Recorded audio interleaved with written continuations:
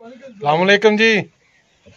आओ ना अज तुहानू एक पिंड की सुगात विखाईए, थोड़ी सैर कराइए तुहानू ते तुहानू विखाईए बनदा होया ताज़ा ताज़ा गुड़। ते एक शुगर का मरीज वो पिछे बैठा तुन के गुड़ खाई जा रहा, आओ तुहानू अज वो भी विखाने। अस्सलामुअलैकुम जी वीरो ते भराओ। पंजाब की सुगात गुड़ गन्ने आ देखो कमाद लद्या गड्ढे ते, कमाद ला के ए देखो ए पीड़ रहे ने रोए। तुहानू पता है जदीद दौर है, ढग्या शग्या वाला काम तो गया मुक हुण तो जदीद मशीनरी चलती है। ए रोह का इन्हें ढेर लाए आ देखो जनाब धुआं निकल रहा, ठीक है।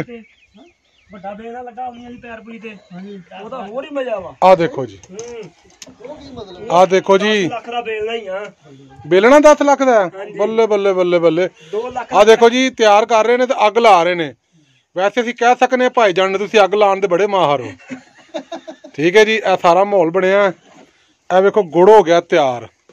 भाई गुन्ना दाल आ रहा उदों दा मसलसल, थोड़ा थोड़ा खाई जा रहे हैं, इंज ही किलो खाई जाना, ठीक है। काका पिछे हट पे जरा।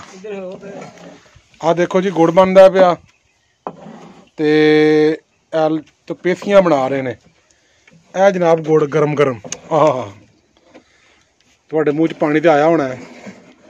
तो अगर तुसीं इत्थे मौजूद होंदे तुहानू जरूर खवांदे असीं।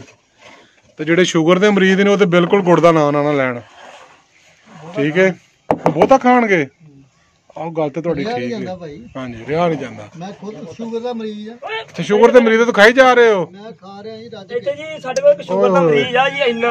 अच्छा ते ओदियां 2-3 पेसियां हां जी रोज दियां खा जांदा हो? हां जी।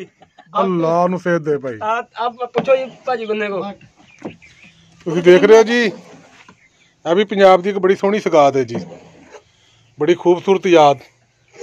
देखो पिंड का माहौल, बेलना के वेलना जो मर्जी कह लो, पीटर इंजन कड़ाह सिप्पियां पेसियां गुड़। आओ सामने गुन्ना, शुगर का मरीज है गुड़ फंडी जान दिया।